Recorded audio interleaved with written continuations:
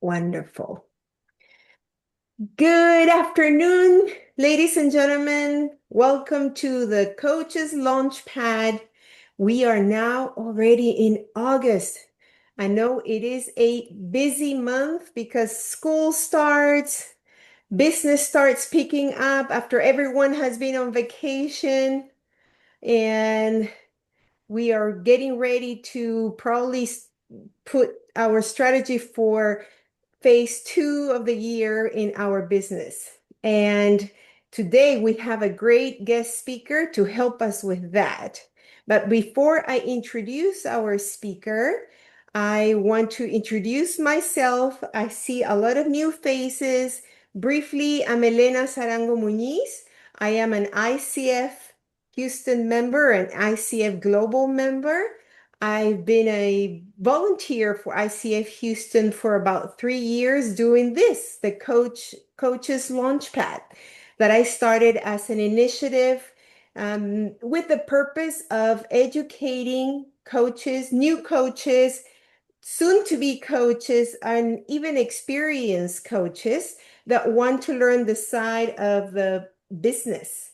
We come to coaching most of the time with the excitement and wanting to add value to our clients, but we do not know how to do the business of coaching. Today, the topic is a very interesting one because I am sure most of us have had a client that have ghosted us. So it is my pleasure to introduce you to Morgan Borzi. Morgan is joining us all the way from Spain, so it's late for her. Thank you for joining us, Morgan. And I just met her a few minutes ago, and she is from Peru, like me. So what a coincidence. So I'm very excited to hear her presentation. Morgan is the founder and CEO of Equanima. I'm not sure if I'm pronouncing it correctly. And there's a lot of emotional intelligence in your website, Morgan. So I would love to hear more about your company. But whom better than you to introduce yourself? So, again, welcome everyone. And Morgan, the stage is yours. Sure. So, welcome everybody in. It's lovely to have you here. I'm Morgan. I'm the founder of Equanima, where we help coaches have the structure they need to help grow their emotional intelligence in their clients. And this is something that I hold very deeply, making emotional intelligence intuitive and accessible. So, today I'm going to share with you a presentation. Let me go and go into the present mode. So, we are tackling a very interesting subject, the psychology of coaching abandonment and the structure that prevents it. So, many of us have dealt with this type of situation. We just got the notification on our calendar, the meeting has been cancelled. And that triggers a lot of emotion and thoughts. Did I say the wrong thing? I thought I was doing so well. I thought we connected so well. And it's mostly never about a personal failure, but about a structural problem that coaching has. So when you see the data, 7 out of 10 clients never renew after a coaching package and this is an optimistic rate. So when I hear coaches talk about this, they are surprised, like, oh, I thought it was only me. No, this is actual data on the renewal rates. And also to know is that 27 for them will just then ghost, like no complaint, no goodbye, no explanation, just disappear without any reason. But interestingly enough, 96% of coaching clients said that they would repeat the experience. So here is like a paradox. Okay, they like the experience, but they still abandoned it. They still disappear or just not continue with it. So what's happening here? So clients come with different sort of goals. They can say like, I'm doing fine on paper, but something feels off, or perhaps they need specific help with something like dealing with a relationship or getting a promotions, or they have a goal that they keep not hitting and then they need help and they don't know why. And all of these have something in common. It has in common motivation, but it has also in common that we understand the client's needs, the real needs, and they have more emotional clarity about things. And clarity is going to be a theme that's going to come up again and again in the most important outcomes of coaching, is to give that client the clarity that is not finding in themselves at this point. So I'm going to talk about specific case. This is the case that talks on Elliot's brain surgery situation, and this is on the emotional intelligence book from Daniel Goleman. And Elliot had a particular tumor in his brain, and the tumor was located in a very specific place that connect the reasoning part with the emotional part. So they severed that part during the surgery. So of course they were concerned about what's going to happen when Elliot wakes up. So they did a bunch of tests, logical, mathematical, reasoning, language, and everything came fine. He could do math, he could speak well, his IQ was intact. So they say, well, the surgery went well. And then Elliot came back to his life. But something was wrong because he couldn't make any decision. He couldn't choose what to wear in the morning. He couldn't choose when to schedule the doctor appointment. He couldn't choose between a pros and cons list. He was stuck on the decision making process. And that's something very important because it tells us something about the neuroscience and the biology of the brain. Without emotional input integrated into rational reasoning, decision making becomes impossible. And that talks a lot about the importance of emotions. Sometimes we put emotions or reasoning, and it's not an either or. Without the emotions, we cannot make decisions. And decisions are such an important part of the coaching process as well. Making the right decision, choosing to act this way instead of this other way. So, this is a very important point here. And then we go into the abandonment trap number 1. And this is about the vocabulary wall. So I'm going to ask a question here. And the idea here is the typical question. How do you feel today? How does this situation makes you feel? What's the typical answer? Is it vague, like I feel off or awful? If so, you can type A in the chat. Or I feel nice. Or I feel great. All of these non-emotions, by the way. Perhaps they are unaware, like, I don't know how I feel. This comes a lot also with ADHD and neurodivergence. We just don't know. Or advanced, no, they can name clearly their emotions, their needs, everything is very clear. Oh, that's great. Or the detached. So type D if you see more detached. And I've seen C, A, D, A, B, okay, D. Okay, that's great. So you see, it's very common situation.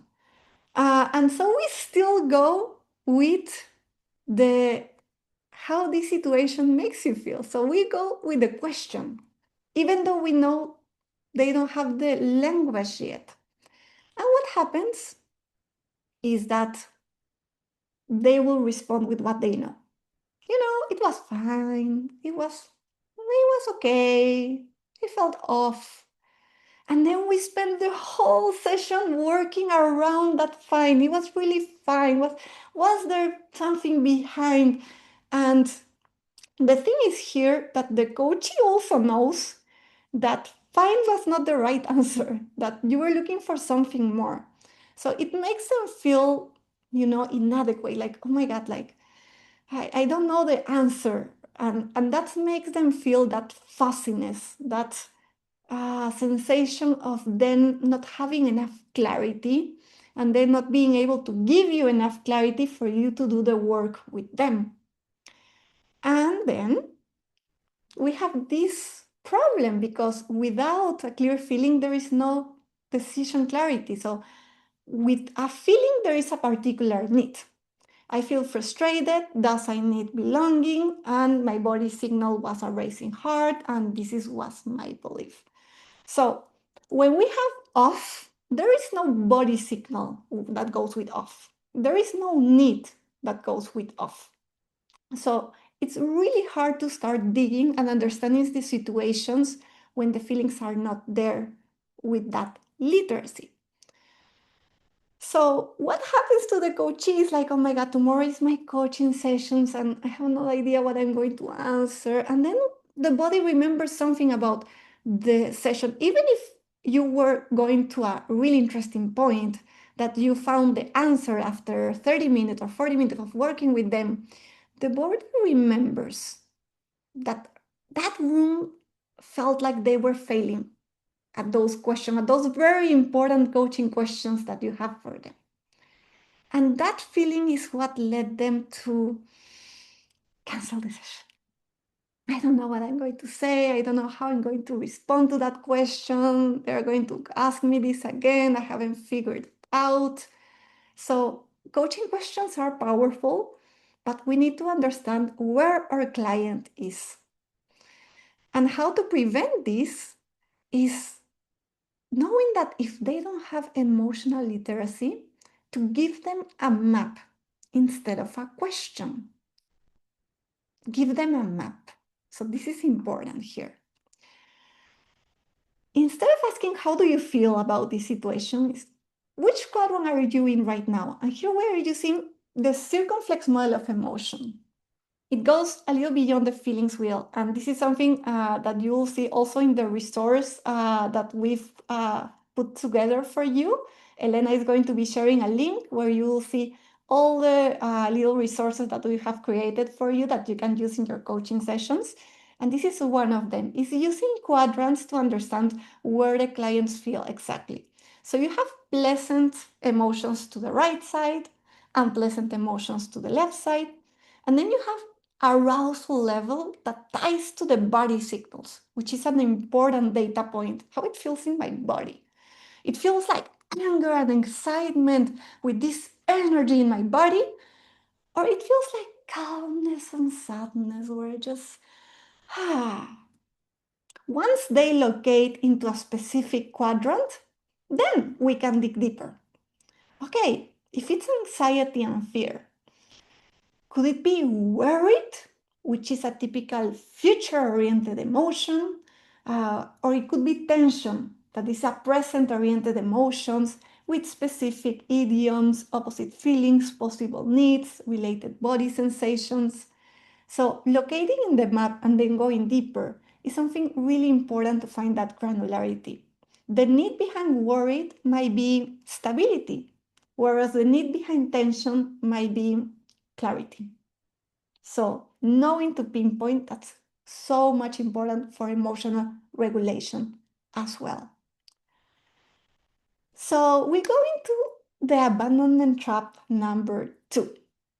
And this is what we call the identity attack. And for that, I'm going to ask you another question here. How do clients relate to their beliefs? It could be A, deep-seated. I just feel true no matter what. Or B, stuck. I can't stop thinking this even if I want to. Or C, ashamed. Something is wrong with me for thinking this way. Or perhaps it's identity fuse. This is the part that defines me. So I want to hear some of you on the answers. B, B, C, D. Okay, we have a little bit of everything here. some B and C. Okay, B, stuck. Stuck is a big one, right? Diffused. This is interesting, our relationship with our beliefs. And so, this is the problem when identity merges with a nervous system response. And that's why it's important to understand the neuroscience and the biology of stress. Because we can have clients that say something like this: I have always been the perfectionist one. I have always been the hypervigilant one, the workaholic one. Their stress response has merged with their identity. And challenging that belief can feel like challenging their whole identity. So you may try to argue, to put another perspective, and you can say something click, like, yeah, they realize, yeah, you're right, this belief is not serving me well, I need to change this belief. I suppose I could try to see it differently. And they say that something in their body is like, I'm not quite there. Uh, and that's the difference between cognitively understanding something and feeling it in one's body, which is the part that actually changes behavior. And what happens when some of these beliefs gets uncovered and they realize where they were rooted, or how different their perspective was, is that shame goes up. Whenever we are talking about those unhealthy behavior, those obstacles, those sleeping beliefs that come in and stop us from the action that we want, it triggers some shame in them, like, oh my God, I can see I was still thinking this way. Why am I still stuck in this belief? And that shame doesn't help the coaching process at all. It's actually a stopper. It makes them disconnect from everybody and makes them not change, stay in what they are. It's a really complicated motion to work with. And even though you could have great insight in the session and show them a better perspective, whenever there is a lot of shame triggered, the prefrontal cortex go off. The amygdala starts to fire, and then there is no insight happening. And we need insight for change. So we may have, a dubitative, like, oh yeah, but when that shame is up, it's really hard for us to go back to real change. And that shame is also something that it's very remembered. And they won't remember the very insightful session that they were having. They will remember the shame they were feeling when that belief was confronted. So they may cancel. I don't want to feel that way again. And this is very tricky because most of the important deep work that we do in coaching has to do with challenging those beliefs. So how we go about challenging those beliefs without triggering the client into shame? So that's when we use parts work to separate identity from response. And parts work is a very interesting coaching framework to do this. Parts work, it's putting some psychological distance between the reaction, the response, the unhealthy behavior, and the identity. So you can hear a thought here, for example, I can deal with this right now, it's too much. That's the thought. Maybe it comes from a procrastination part. Let's have a little curiousness about it. Curiousness and self-compassion are the antidote of shame. So they're really powerful to integrate into our coaching process. And protective response comes in all different shapes. And here we're using characters and design to actually put something very intuitively about those hard things to talk about, those unhealthy behavior, those reactive response that we want to eliminate from our life. One important thing here, it's not about eliminating those responses. Those responses are there protecting us from something. And if we don't figure out what they are trying to protect from, then these responses, no matter the willpower, no matter the mindset work, they will come up again and again. So if any of these resonates, let's look at this freeze response. Let's try to understand what would be those needs. And when I talk about emotional literacy, I'm not talking just about emotions. I'm talking about the whole language structure. Because an emotion is nothing more than information around what could be my met needs and my unmet needs. So, curiosity sounds like courage. Courage to ask the questions that otherwise, with shame, you wouldn't have the courage to do. So, it's about what is trying to protect. And once we understand what is trying to protect, then we understand the reason for the response to first come up, and then we can do something about it. So if we don't build that language, we all go about strategies. I need this promotion. But why? I want this person to change their behavior. What was the need behind?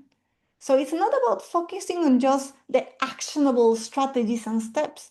It's about going one step behind and say, like, what need are you trying to meet here? And universal needs, not strategies, which people are very used to talk about. And then we compare those beliefs, those challenging beliefs that we want to look at with the stress response. It's not your belief as a coachee. Let's see if it's a stress response belief. So the belief making a mistake means I failed is not actually from you, it's actually from a submit, otherwise called phone, being a perfectionist response. So we can take that psychological distance. Now, we're not looking about you. There is no shame there because it's not about you. It's a biological response that's wired naturally in our bodies. We all naturally have been wired the fight, flight, freeze, submit, and attach. Those are natural biological responses in our body. And we need to be attentive to understand what's our go-to response. And that's another perspective to put things, because then it's about being curious and self-compassionate. What is this decision paralysis trying to protect us from? Because changing a behavior is rarely about mindset alone. It's not about willpower or you have like a triggering moment. And then you go into that reactive response. And then it's like, why again? Like I need to change. If I like think harder, like I can change this. No, this is not going to get you anywhere. What actually progress looks like? So you have a triggering moment. You have a reactive response. Normally, this is how it starts. You still will have the reactive response, even if you're in the coaching program and everything. But then you will notice with curiosity. It's not about who again, why. I know how to be a better leader. I know what good leadership looks like in the books. No, it's like, let's notice. Let's notice the body signal. Oh, some fogginess. Let's notice the emotion. I felt furious. Let's notice the need. Was I needing respect or appreciation? Perhaps it was practical support. And then you can start building a language for actually talking about your needs. So this noticing is actually what makes coaches feel like they are progressing. Because if the progress is just measured by behavior change, then this steep curve between noticing and changing is gonna make them feel disappointed because it takes some time. But if in that process we can actually put some progress line that looks like noticing, then what's going to happen is the following. You'll have a triggering moment.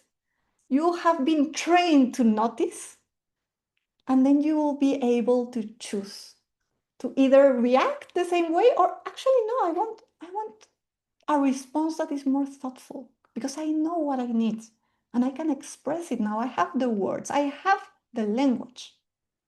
So it's about putting those middle steps, noticing, and how this could look like. Because noticing what's driving their behavior is already making progress for them. And this is how typical metaphors go. We love to use metaphors at Equanima. So you are your adult self, you know, you are driving your life, you know, you're driving your life and everything is good. You are driving there, making those decisions, and then something happens. And then you have your 5-year-old version of you know, in the copilot, 5-year old saying, I know this has happened before. I know how to react. And then your 5-year-old version is like taking the wheel and then driving your life. And most people are just unaware that this is happening. They think, oh, this is my conscious decision. No, because you've never been conscious of your nervous system responses before. And then is that where change can happen. So let's say you're in a coaching situation. You know, you created an amazing plan for Lara. Lara is looking at the plan, looking at the steps. Lara is, yes, I can commit to this. I will do it. Yes. But then, was it Lara or was the submitted response of Lara that didn't know how to say no? If it was just a coaching without this system, Lara will go down in the rabbit hole, say, oh, I couldn't do it. I knew I wouldn't be able to, of course. You're a lazy person. All of this merge into her self-talk. All of this merge with identity. And then what happened, Lara? I'm not good for coaching. There is just something wrong with me, you know. I won't be able to do this. I'm wasting my money and wasting the coach time. It's not about you, it's about her, how she thinks. But let's say she has a system and she goes through this same process. She says yes, she realizes that, you know, there was some submit part, she realizes that there was a self-critical, you know, talk in her head. But then noticing is progress. So instead of feeling so ashamed that she cancels the coaching session, she's like, I have noticed something I can tell my coach about. She will go to the coaching session saying like, I noticed I had a submit part that I had difficulty saying no, and then the submit part became into a self-critical part, and then I felt disappointed because at the end I think I was just needing some love, and that triggered the whole thing. She didn't still committed to the thing she committed, but she made so much process because we made it the system so that progress is noticeable by the person being more self-aware of this. And this is so important for building that coachee confidence, for them seeing this change, which is so important because in our world, everything is so abstract. Everything relies, you know, on these intangible things. And then we have amazing conversation, but then it's like, you know, I had an amazing conversation, but am I progressing really? And making that progress visible is so important. So it's like, Lara, you did a great job here. I know that you didn't commit it through the goal that we set last week, but you noticed the part taking charge of the wheel, you noticed the feeling, you noticed the need. So now you can talk about that need, and that's really critical here. So it's about changing the state of mind of the coachee from, you know, this is just who I am. I've always been like this. You can't change me. Into the choice. This is what happens when I'm under pressure, but I can work with my patterns. And in the picture here is about not just working with the patterns, but making a good relationship with them, understanding them, because it's not about, oh, this fight part, just eliminate it. No, understand it. Understand it very well, make friends with that part.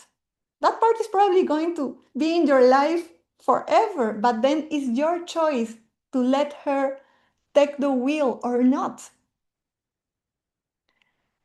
And then we go into the abandonment trap number 3. And this is something very interesting. This is called the cognitive overload. And sometimes we can underestimate how much of a cognitive overload some of our sessions have.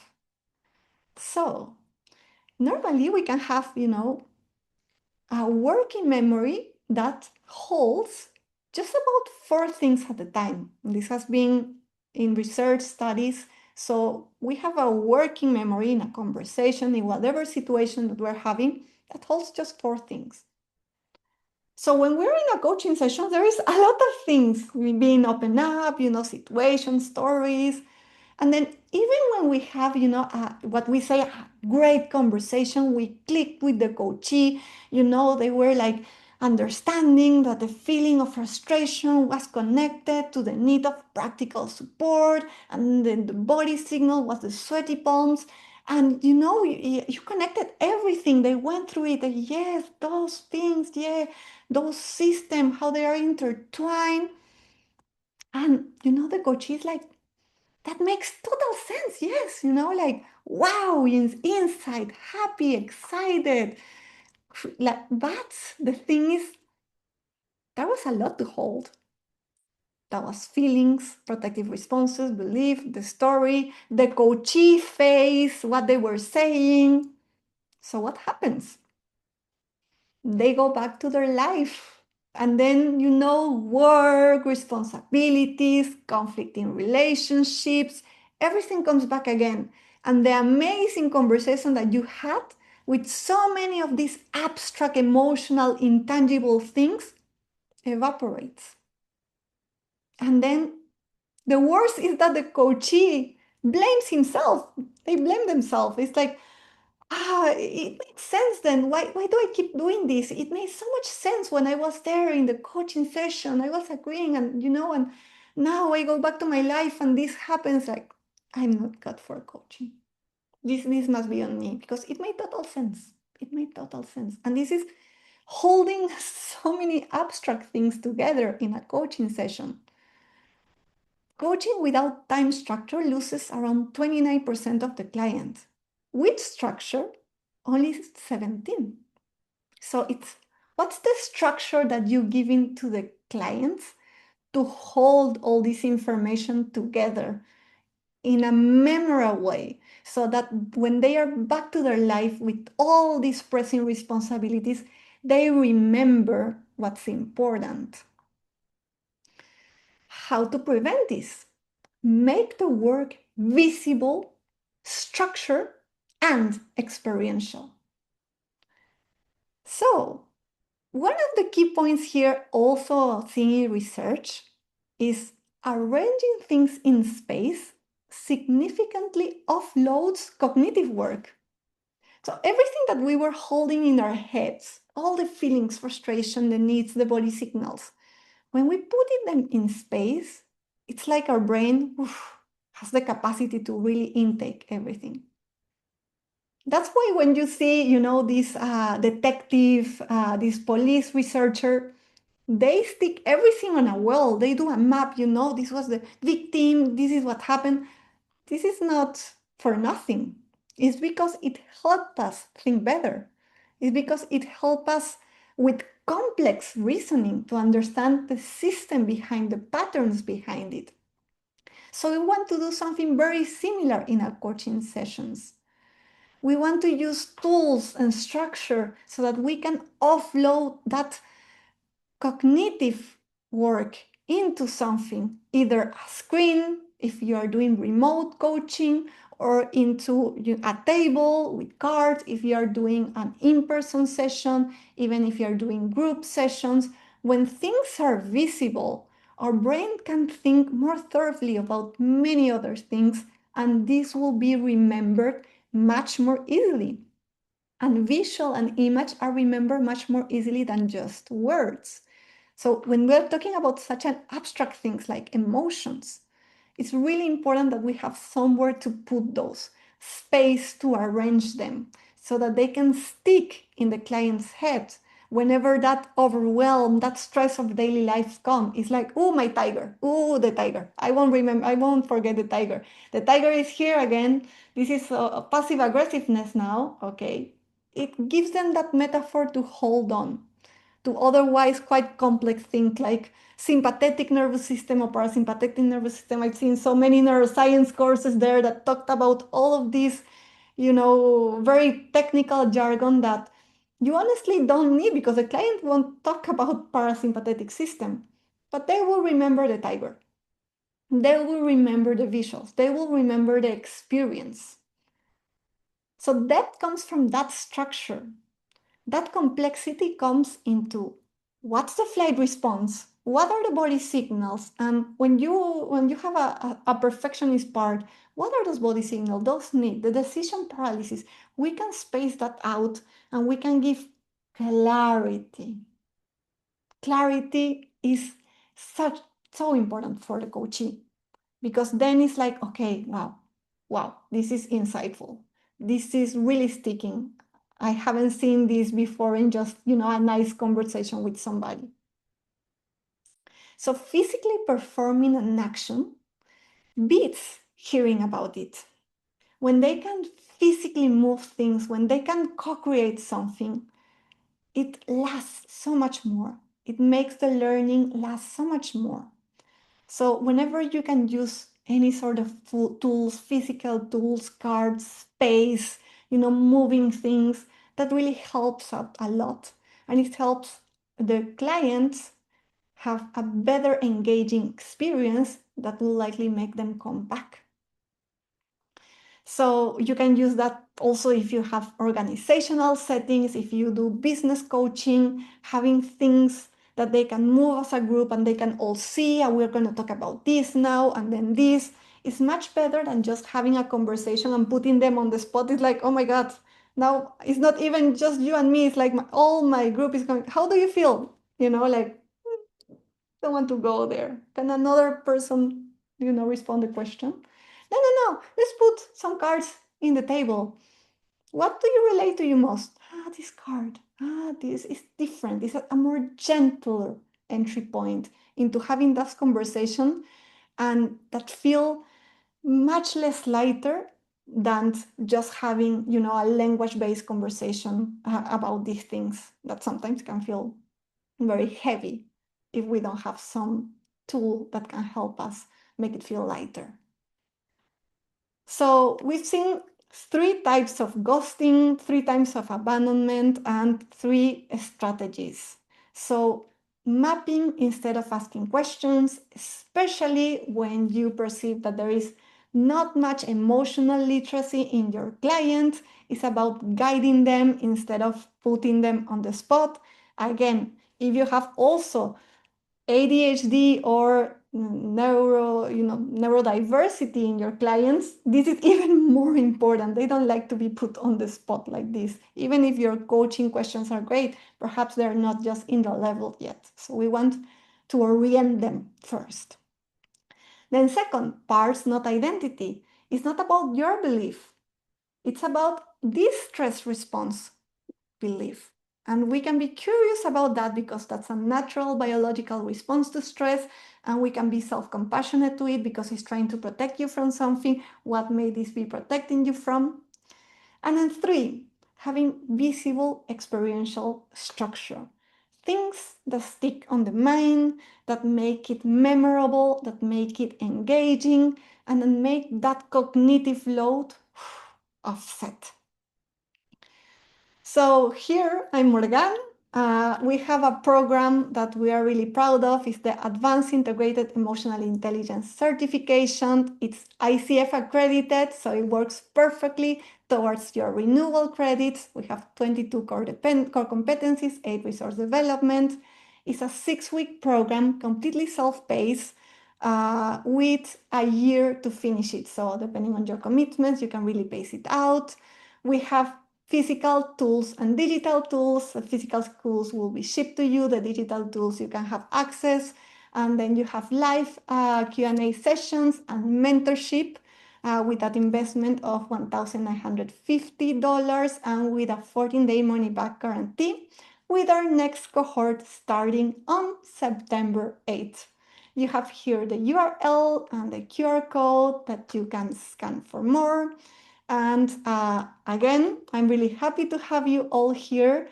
And from this point, I'm happy to take questions. Thank you, Morgan. That was great.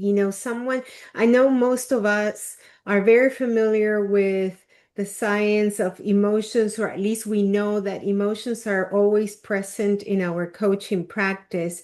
Some of us are even emotional intelligence practitioners.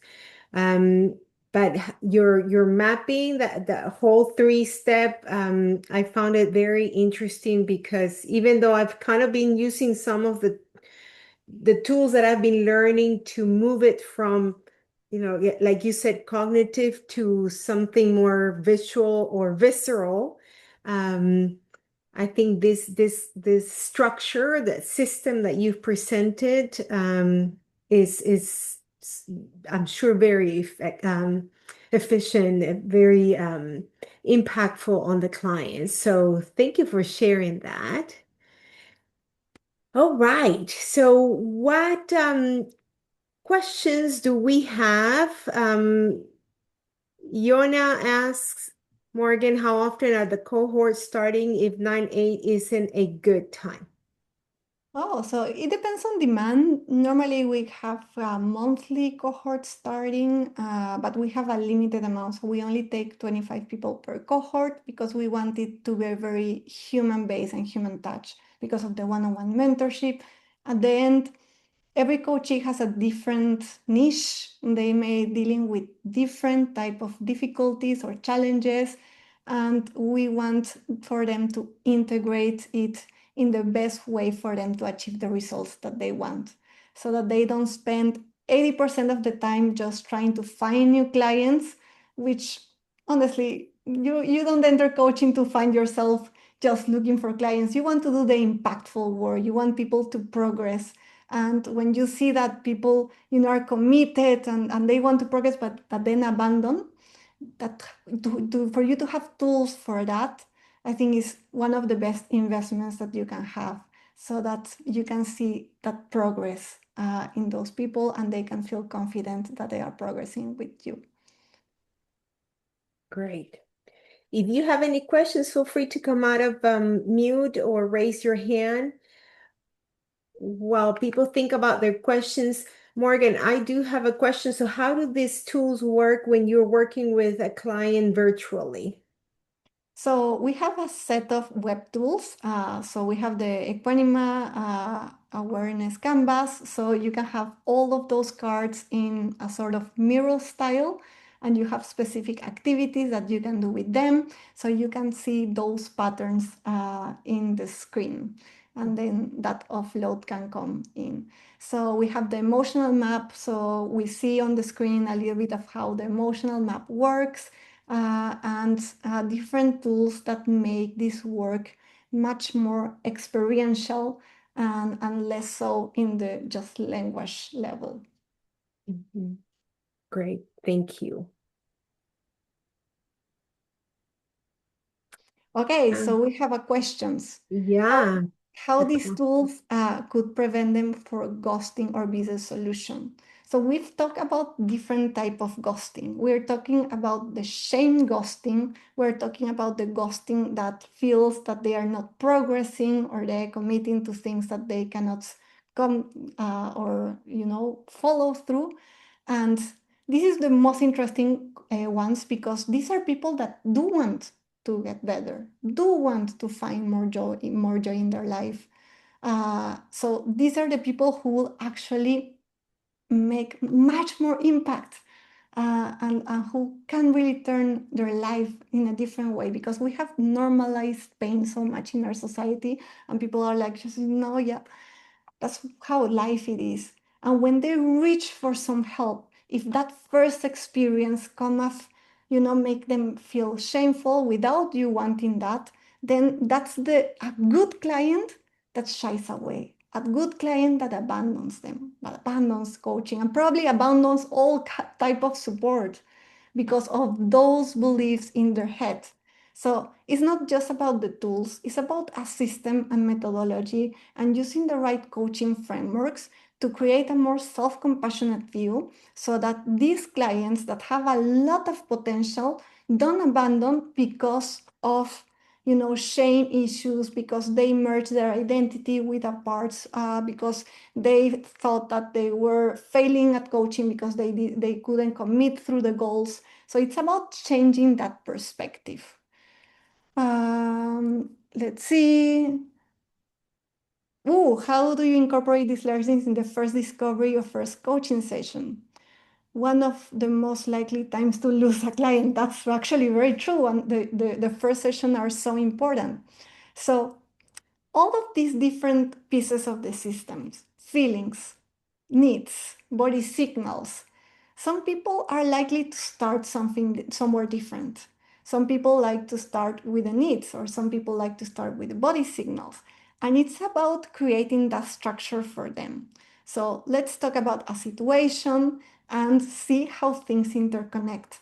And if they can start to see some clarity about a specific situation, we're not talking about a plan, a map, we're talking about helping them find clarity, then that's an aha moment.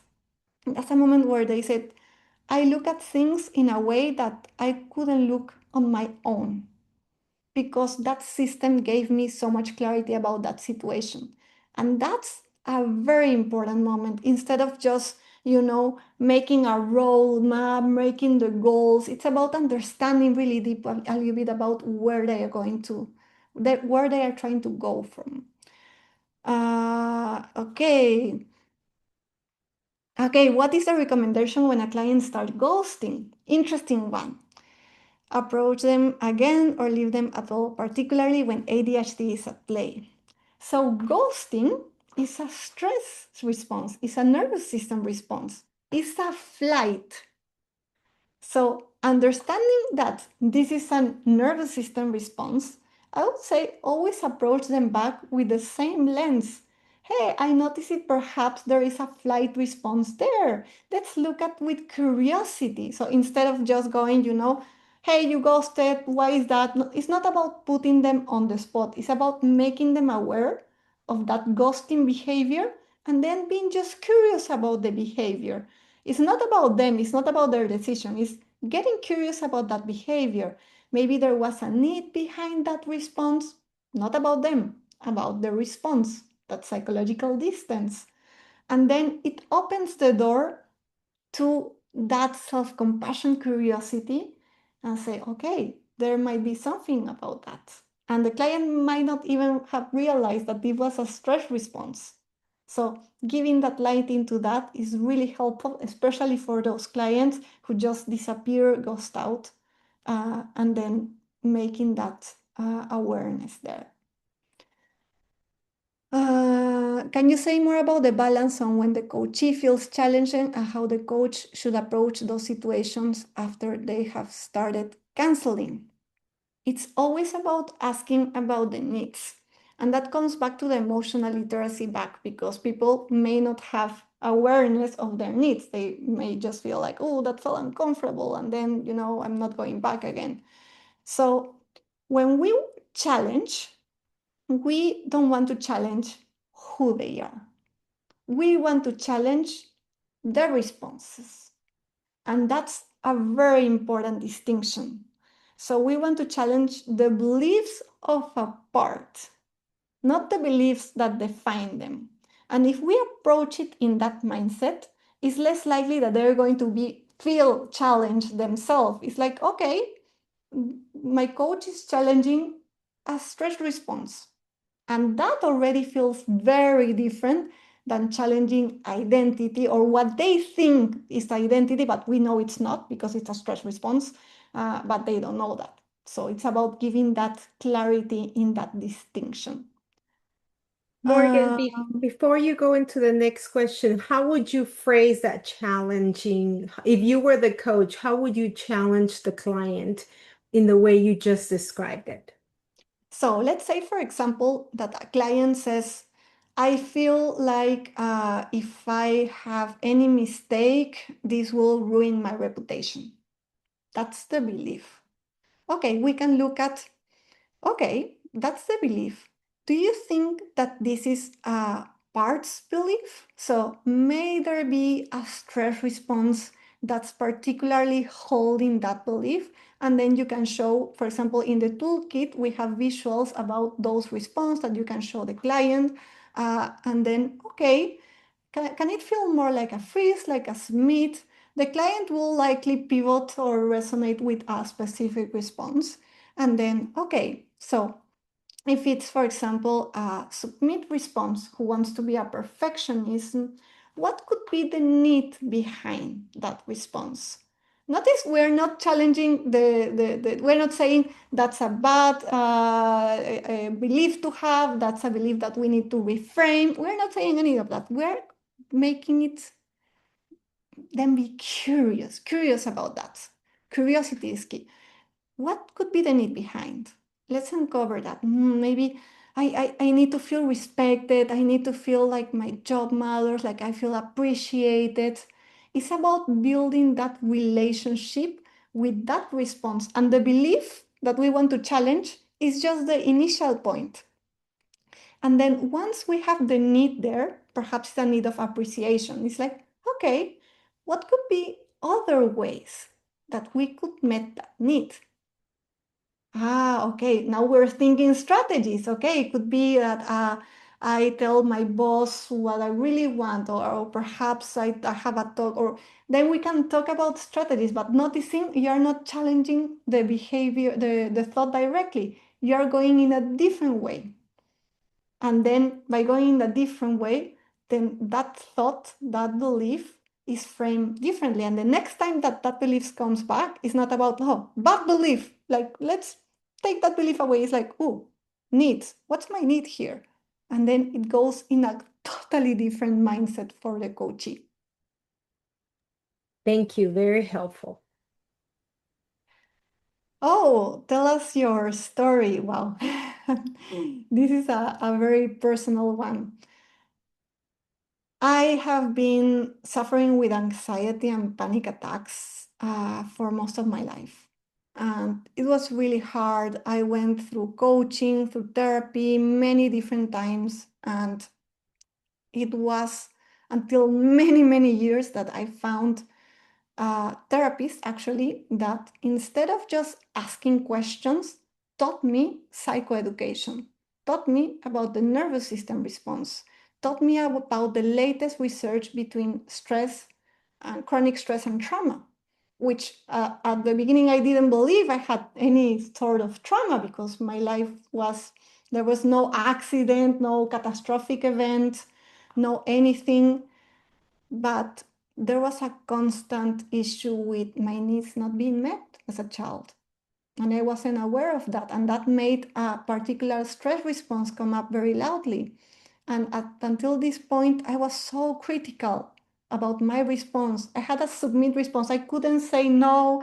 I couldn't argue for my needs. I was very self-sacrificing. And every time I was like, why do I do that? And I was my self-criticism against me.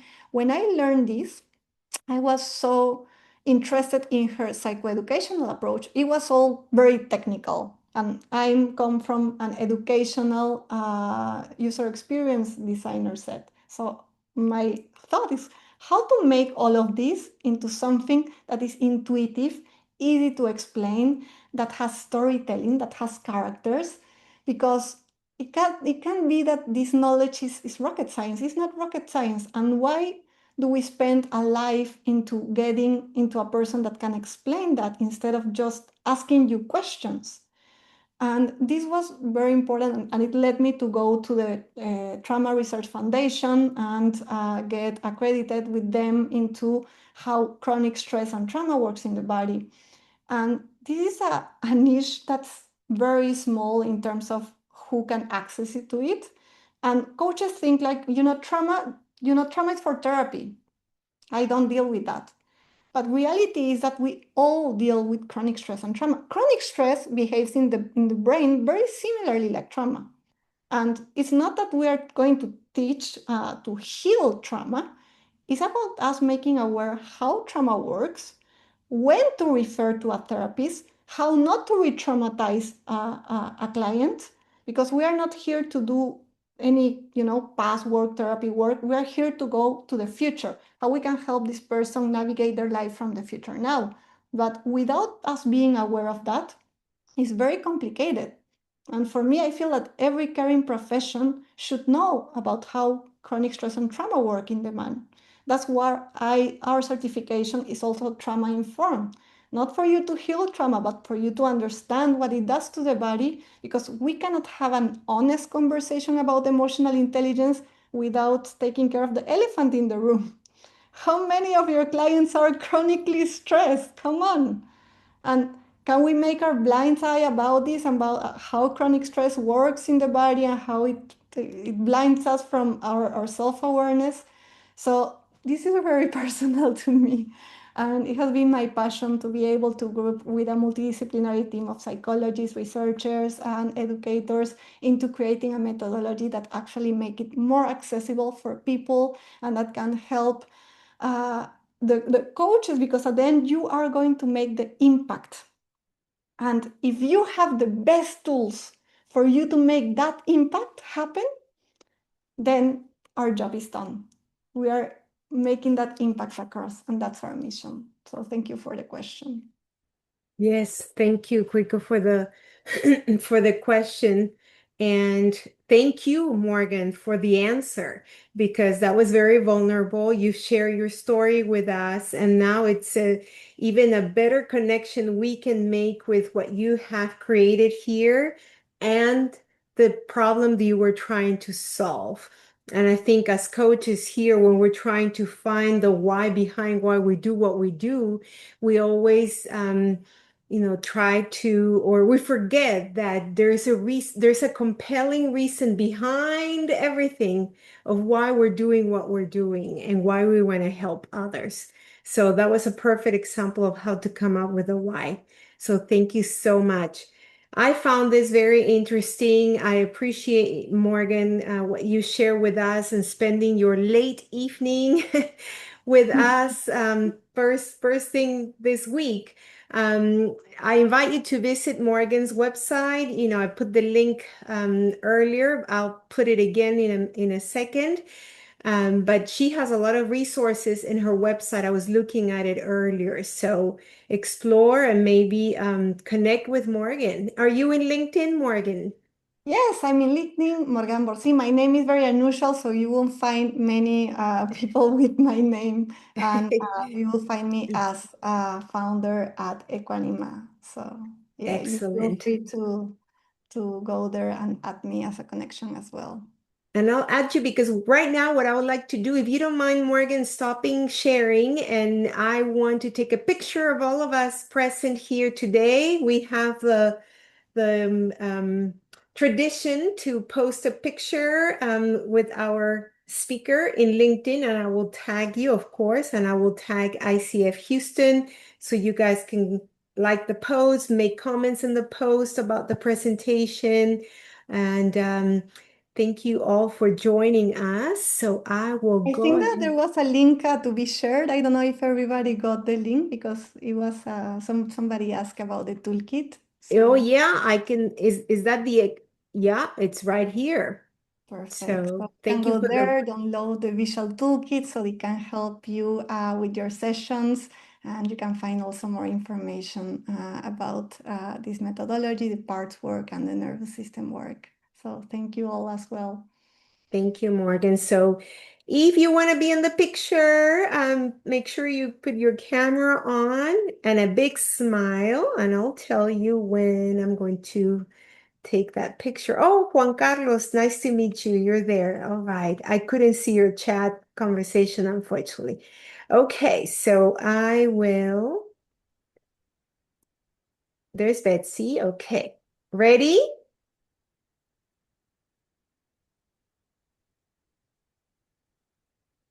Beautiful. I love all those smiles. Yay.